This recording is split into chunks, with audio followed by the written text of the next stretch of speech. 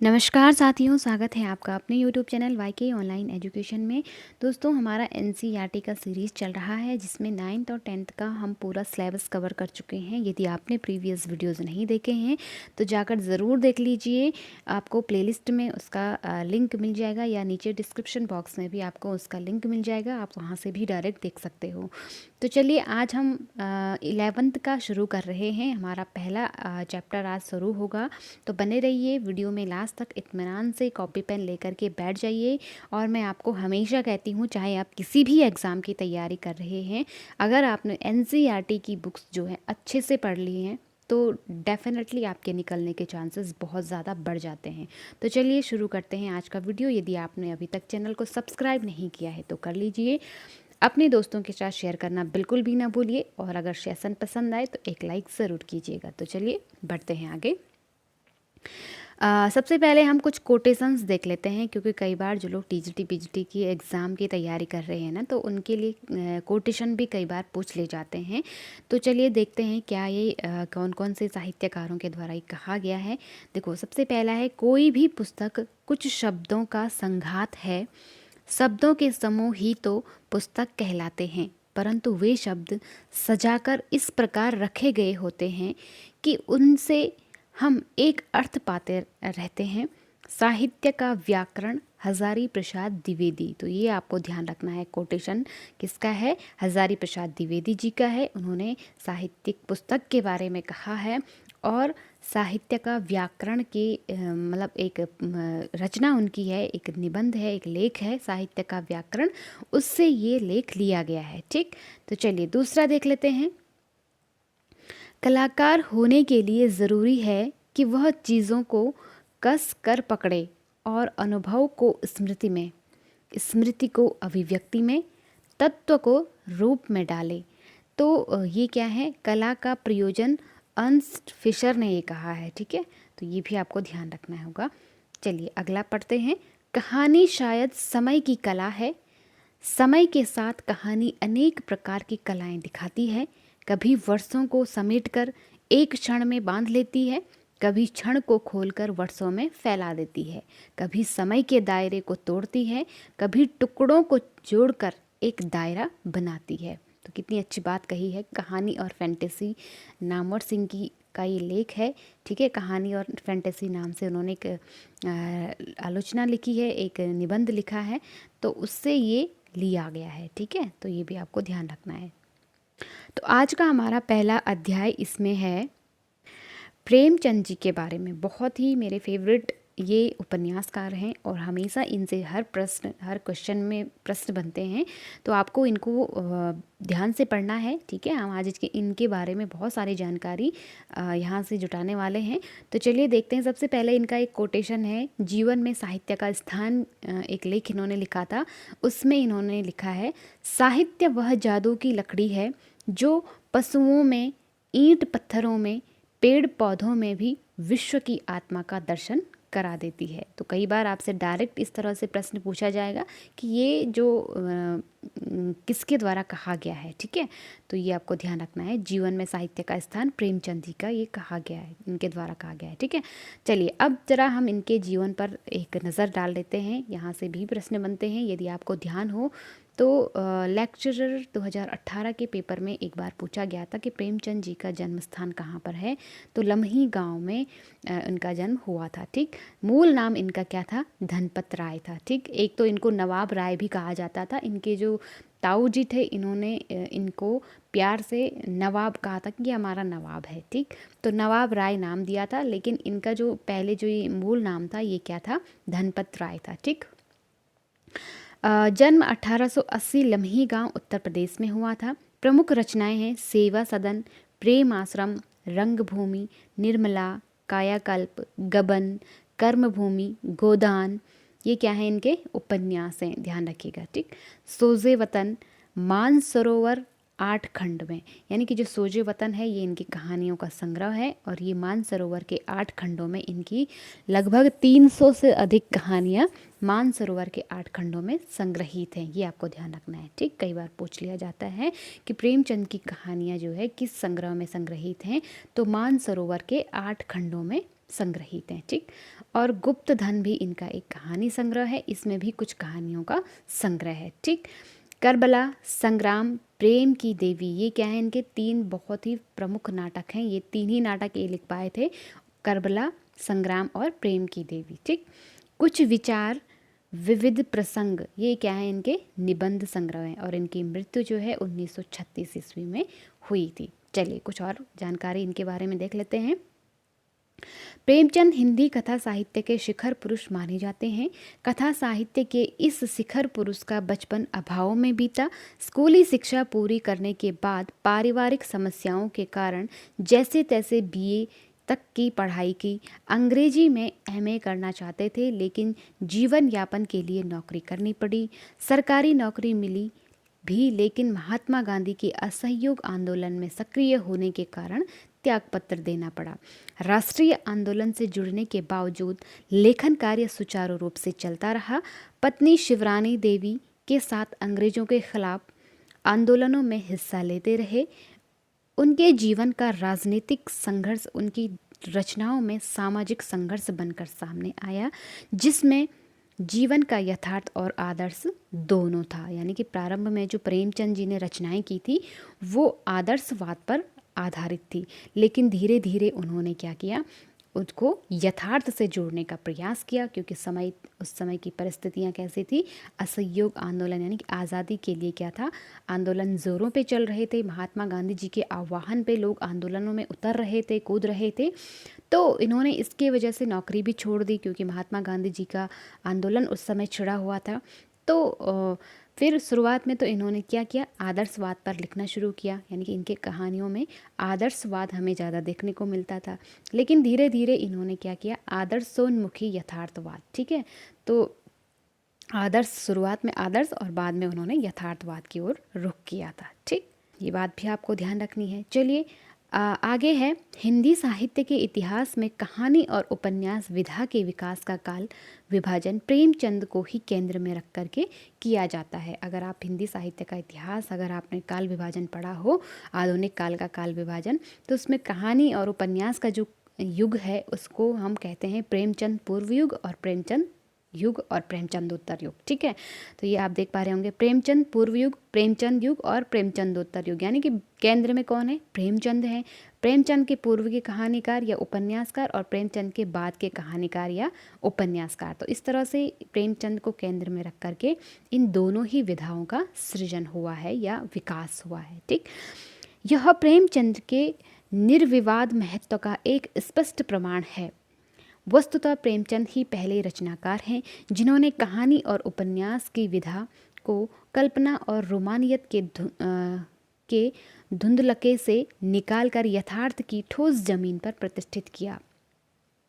यथार्थ की जमीन से जुड़कर कहानी किस्सा गोई तक सीमित न रहकर पढ़ने पढ़ाने की परंपरा से भी जुड़ी, यानी कि एक कह सकते हैं ना, लकीर के फ़कीर ये नहीं बने, इन्होंने थोड़ा सा परंपरा से हट करके लिखना शुरू किया। ठीक, इसमें उनकी हिंदुस्तानी, हिंदी, उर्दू मिश्रित, ठीक है, जो हिंदुस्तानी उस समय बोली चलती थी, भाषा थी, वो हिंदी और उर्दू का मिश्रण था। और शुरुआत में तो प्रेमचंद उर्दू में ही लिखते थे, लेकिन बाद में जब कई प्रतिबंध इनको अंग्रेज़ सरकार के द्वारा लगाए गए कई तरह के, तो फिर इन्होंने नाम बदल करके प्रेमचंद नाम से लिखना शुरू किया। और यहाँ पे मैं एक बहुत ही महत्वपूर्ण फैक्ट आपको बता देती हूँ कि जो धनपत राय थे, यानी कि प्रेमचंद शुरुआत में तो उर्दू में तो वो धनपत राय नाम से ही लिखते थे, उर्दू में वो नवाब राय के नाम से लिखते थे, और मूल नाम प्रेमचंद था। और जो माफ़ कीजिएगा, उर्दू में लिखते थे नवाब राय के नाम से, मूल नाम था धनपत राय, और प्रेमचंद नाम से वो हिंदी में लिखने लगे। और उनके एक मित्र थे दया नारायण निगम, ठीक है, ये आपको ध्यान रखना है, निगम, इन्होंने इनको नाम दिया था प्रेमचंद। ठीक है, तो कई बार आपसे प्रश्न भी बनता है, एक बार ये एलटी में भी प्रश्न पूछा गया था, अगर आपको अपने प्रीवियस वीडियोस देखे होंगे। चलिए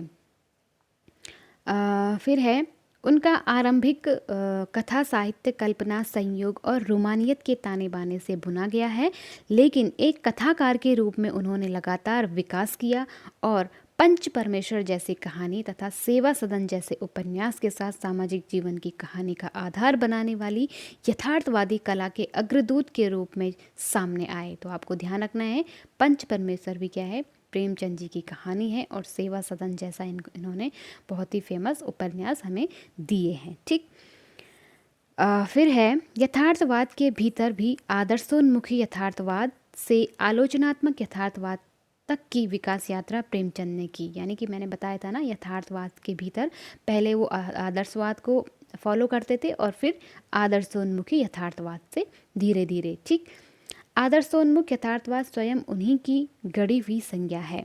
यह कहानी और उपन्यास के क्षेत्र में किए गए उनके ऐसे रचनात्मक प्रयासों पर लागू होती है जो कटु यथार्थ का चित्रण करते हुए भी समस्याओं और अंतर्विरोधों को अंततः एक आदर्शवादी और मनोवांछित समाधान तक पहुंचा देती है। सेवा सदन, प्रेम आश्रम आदि उपन्यास और पंच परमेश्वर, बड़े घर की बेटी, नमक का दारोगा आदि कहानियाँ ऐसी ही हैं। ये कहानियाँ क्या हैं, आदर्शवाद पर आधारित हैं। जैसे हम आदर्शवाद का मतलब आप क्या समझे, इनमें मतलब कोई व्यक्ति होगा जो मुख्य पात्र होगा, इसमें वो अपने आदर्श को हमेशा जीवित रखते हैं और मतलब उनके अंदर जो उनकी नैतिक होगा कि जैसे हम कहते हैं ना कि नहीं, अगर कोई काम जैसे हमें गलत लगता है तो हम कहते हैं कि नहीं, ये काम हमें नहीं करना है, ये हमारे उसूलों के खिलाफ है या ये हमारे संस्कारों में नहीं है। तो उस तरह के यहाँ पे हमें आदर्श देखने को मिलते हैं इन कहानियों में। ठीक है, जैसे नमक का दारोगा आगे हम देखेंगे, इसकी विषय वस्तु जब हम देखेंगे तब हमें अच्छे से पता चलेगा कि आदर्शवाद क्या होता है। ठीक, फिर यथार्थवाद क्या है कि परिस्थितियों के अनुसार अपने को ढालना। यानी कि अगर मान लो हम एक कोई समस्या हमारे सामने आती है, कोई परिस्थिति हमारे सामने आती है और जहाँ पे हमें मतलब निर्णय लेना ही पड़ता है, तो वहाँ पे हम अपने आदर्श को फॉलो नहीं करते। अगर हमें किसी के फेवर में या अपने फेवर में कोई फैसला लेना होता है तो वहाँ पर हम ये नहीं कह सकते कि ये हमारे उसूलों के खिलाफ है, क्योंकि अगर वो कार्य वहाँ पे होना आवश्यक है तो हमें वहाँ पे उसूलों को पीछे छोड़ करके वहाँ पे आगे बढ़ना होता है। ठीक, तो वो होता है यथार्थवाद। तो इस तरह की उन्होंने कहानियाँ लिखी। लेकिन जो आदर्शवाद है उसमें चाहे तुम्हें कितना भी बड़ा रिस्क क्यों ना हो, आगे कितना भी नुकसान क्यों ना झेलना पड़े, लेकिन व्यक्ति अपने आदर्श पर डटा रहता है। तो आदर्शवाद और यथार्थवाद में यही अंतर है। ठीक, उम्मीद है आप लोग समझ पा रहे होंगे। यदि समझ में आ रहा है तो एक लाइक ज़रूर कीजिए और कमेंट बॉक्स में लिखते जाइए। चलिए, फिर है बाद में इनकी रचनाओं में यह आदर्शवादी प्रवृत्ति कम होती गई और धीरे धीरे वे ऐसी स्थिति तक पहुंचते हैं जहां कठोर वास्तविकता को प्रस्तुत करने में वे किसी तरह का समझौता नहीं करते हैं। मैंने बताया ना कि जो वास्तविकता है, चाहे वो कैसी भी हो, किसी भी हमें स्थिति तक जाना पड़े तो हम अपने आदर्श को वहाँ पर छोड़ना हमें पड़ता है। ठीक है, यथार्थवाद की बात हो रही है। गोदान उपन्यास और पूस की रात, कफन आदि कहानियाँ इसके सुंदर उदाहरण है ना। तो जैसे गोदान जो उपन्यास है उसमें जो मुख्य पात्र है, आपको ध्यान रखना है, होरी। ठीक है, तो होरी क्या है, आदर्शवादी व्यक्ति है। वो क्या करेगा, क्योंकि उसके आदर्शों में यह है कि उसे खेती बाड़ी करनी है, क्योंकि उसके पुरखों की ज़मीन है, वो उसे कभी भी छोड़ नहीं सकता इस तरह से। लेकिन जो उसका पुत्र है गोबर, उसमें तो वो क्या करता है, अपने पिता की जो बनाई हुई परंपरा है उसको छोड़ देता है और आगे चलकर वो शहर जाता है, वहाँ पे नौकरी करता है। और जबकि होरी के व्यक्तित्व में क्या है कि चाहे कितना भी लगाम देना पड़े, उस समय लगाम चलते थे, जो अंग्रेजी सरकार है उनको अपनी भूमि का आधा से ज़्यादा उनको देना पड़ता था, लगान वसूल होते थे उस समय। तो होरी का क्या है, चाहे भूखे मर जाए, लेकिन खेती बाड़ी चाहे हमें कितना भी गिरवी रखना पड़े, लेकिन अपने आदर्श, अपने उसूल नहीं छोड़ने हैं। लेकिन उसका बेटा क्या करता है, अपने पिता की परंपरा को छोड़ करके नौकरी करता है। और होरी के व्यक्तित्व में क्या है कि खेती ही करनी है, नौकरी वगैरह नहीं करनी है, खेती करनी है। तो यहाँ पे उनका कह सकते हैं आदर्शवादी व्यक्तित्व भी उन्होंने गोदान में दिखाया है और यथार्थवादी यानी कि गोबर के माध्यम से उन्होंने यथार्थवाद को दिखाया है, और जो होरी है उसके माध्यम से उन्होंने आदर्शवाद को दिखाया है। तो आदर्शोन्मुखी यथार्थवादी इन रचनाओं को कहा जाता है। ठीक, वैसे ही पूस की रात में भी है ना। तो कभी इन प्रेमचंद जी की जो रचनाएं हैं उन पर हम एक अलग से वीडियो में चर्चा करेंगे, उनके विषयों पर चर्चा करेंगे, उनके पात्रों को मैं आपको बताऊंगी। तो यदि आप चाहते हो कि इन पर मैं विस्तृत रूप से चर्चा करूं, क्योंकि इनसे हमेशा प्रश्न बनते हैं, इनके पात्र पूछे जाते हैं, इनके विषय पूछे जाते हैं, तो आपको ध्यान रखना है और मुझे कमेंट करके ज़रूर बताइए कि क्या आप इनकी विषय वस्तु को पढ़ना चाहते हैं या नहीं। चलिए, और ये हो गया। अब हम जान लेते हैं इनकी यहाँ पर एक बहुत ही फेमस कहानी है, नमक का दारोगा। तो देख लेते हैं क्या इसकी विषय वस्तु है। यहाँ दी गई कहानी नमक का दारोगा, प्रथम प्रकाशन 1914। तो इसका प्रकाशन आप ध्यान ज़रूर रखिएगा, ठीक। प्रेमचंद की बहुचर्चित कहानी है जिसे आदर्शोन्मुख यथार्थवाद के एक मुकम्मल उदाहरण के रूप में देखा जा सकता है। तो पहली चीज़ तो आपको प्रकाशन याद रखना है। दूसरा आपको क्या ध्यान रखना है कि ये कहानी कैसी है, माफ़ कीजिएगा, आदर्शोन्मुखी यथार्थवाद, ठीक है। कहानी में ही आए हुए एक मुहावरे को लें तो यह धन के ऊपर धर्म की जीत की कहानी है। तो ये आपको ध्यान रखना है। आपसे क्वेश्चन बनेगा कि धन, प्रेमचंद की वह कौन सी कहानी है जो धन के ऊपर धर्म की जीत की कहानी है, ठीक है। तो आपको ध्यान रखना है नमक का दारोगा। धन और धर्म को हम क्रमशः सद्वृत्ति और असद्वृत्ति, बुराई और अच्छाई, असत्य और सत्य इत्यादि भी कह सकते हैं। कहानी में इनका प्रतिनिधित्व क्रमशः पंडित आलोपीदीन और मुंशी वंशीधर नामक पात्रों ने किया है। तो आपको यहाँ पे इन पात्रों के नाम भी ध्यान रखने हैं, ठीक है। कौन से? जो धन का प्रतीक है वो कौन है? पंडित आलोपी दीन है, और मुंशी वंशीधर यहाँ पे क्या है? धर्म की प्रतीक है, ठीक है। जो पात्र हैं इन्होंने किया है इसका प्रतिनिधित्व, ठीक है। ईमानदार कर्मयोगी मुंशी वंशीधर को खरीदने में असफल रहने के बाद पंडित आलोपी दीन अपने धन की महिमा का उपयोग कर उन्हें नौकरी से मुअत्तल करा देते हैं, लेकिन अंतः सत्य के आगे उनका सिर झुक जाता है। तो पहले तो वो उन्हें खरीदने की कोशिश करते हैं, किसे? मुंशी वंशीधर को। पंडित आलोपी दीन इसमें क्या है?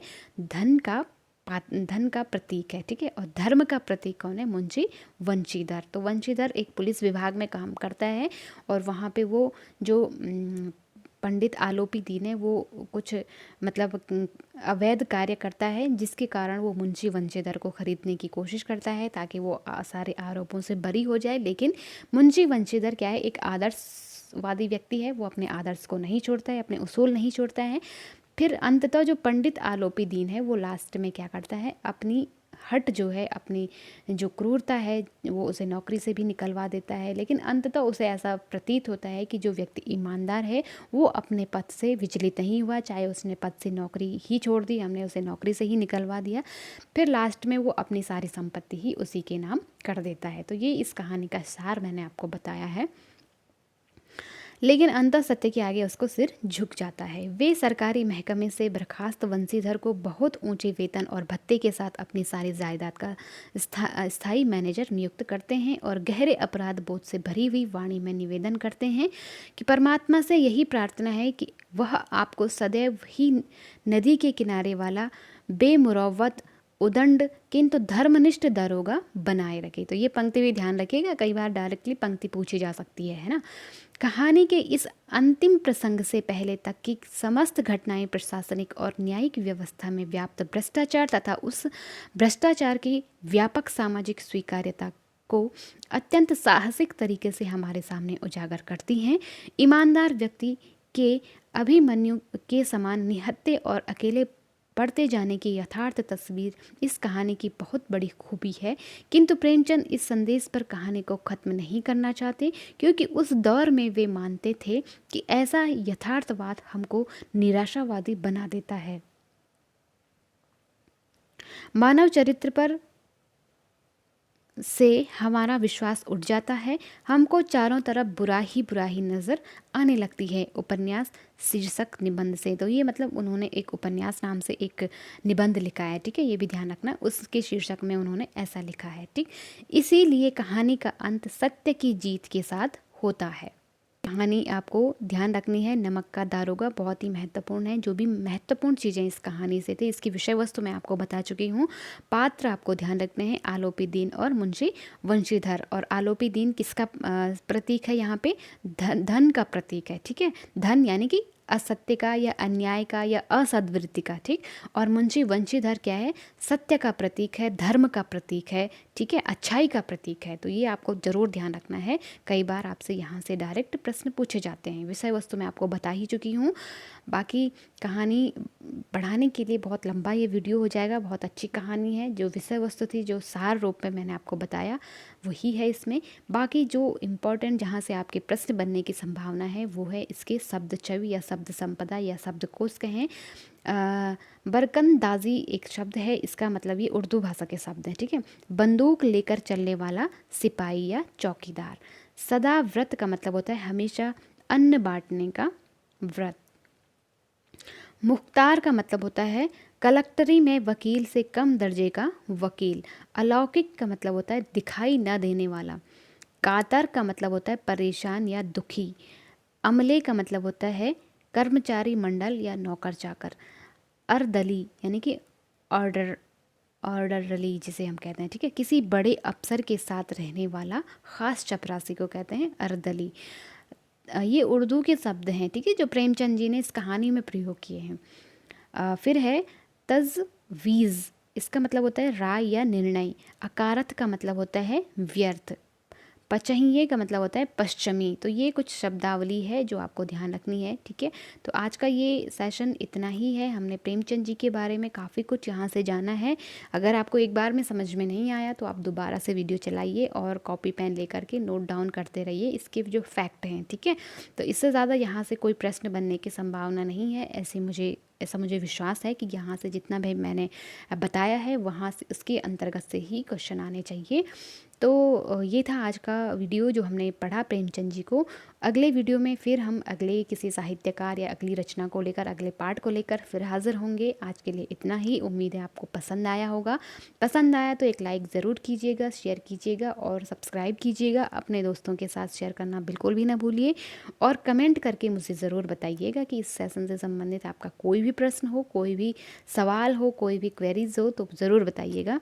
तब तक के लिए आप लोग अपना और अपनों का ध्यान रखिए। नमस्कार।